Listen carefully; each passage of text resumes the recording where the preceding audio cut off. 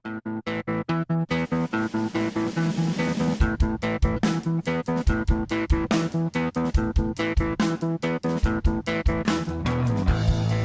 6 years I was a surgical intern at Loma Linda Medical Center in Southern California.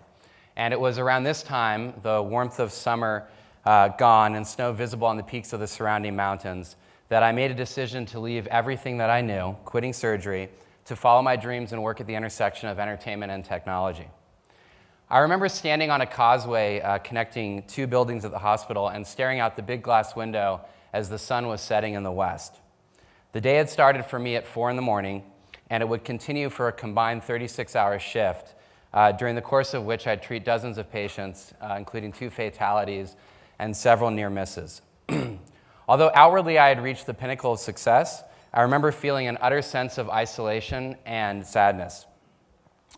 I felt like I was a prisoner in the hospital, just like those patients, and I asked myself, how did I end up there, and how could I escape? Ever since I was a kid, the path to success had seemed so obvious. I came from a middle-class Jewish family in the San Fernando Valley, and I knew that becoming a doctor would guarantee me money, respect, stability. It seemed so easy. Get good grades and play by the rules, and I would have everything that I wanted. So that's what I did. I got good grades in high school. I went to Berkeley and was a neuroscience major. I got accepted into medical school at UC San Diego, and I matched into a highly competitive plastic surgery residency program. I got my work done and I played by the rules, but I didn't find it particularly fun or intellectually stimulating. But fortunately, in my free time, I sought out activities that I actually enjoyed. At Berkeley, I wrote for the Humor magazine, and I actually spent a whole semester in Tahiti doing field research where I would snorkel on the reef during the day and then drink Hanano beer at night. In medical school, I created a underground humor magazine, a above-the-ground newsletter, and I also made 2 short films, teaching myself how to edit in Final Cut Pro. So I found that if I was getting my work done in my free time, I could actually have some fun. But the problem was, little by little, my free time shrank and work took over, and each year I was unhappier. Each year I felt like my life was slipping out of my control, and increasingly I was incapable of having my way with life rather than the other way around. Standing in that causeway, I realized that playing by the rules wasn't working, that I needed to do something unconventional if I wanted to take back control of my life and have a shot at being happy. At that moment, I decided to stop playing by the rules. I quit the surgery program. I spent 2 months traveling in Peru and Bolivia, and I read books across the spectrum of disciplines, from Viktor Frankl's A Man's Search for Meaning to Claude Shannon's A Mathematical Theory of Communication, even to Buddhism for beginners.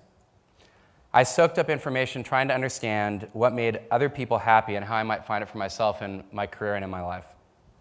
So I moved back to Los Angeles and I immersed myself in the burgeoning world of online video. And one night when I was falling asleep, I had an idea to tell a story from the perspective of a video blogger that blurred the lines between reality and fiction. That idea became Lonely Girl 15, the YouTube phenomenon that rocketed us to the cover of Wired magazine and magazines and newspapers around the world. We went on to produce hundreds of episodes, including a spin-off show in England called Cape Modern, and we got licensing deals in Poland and Russia. Japan.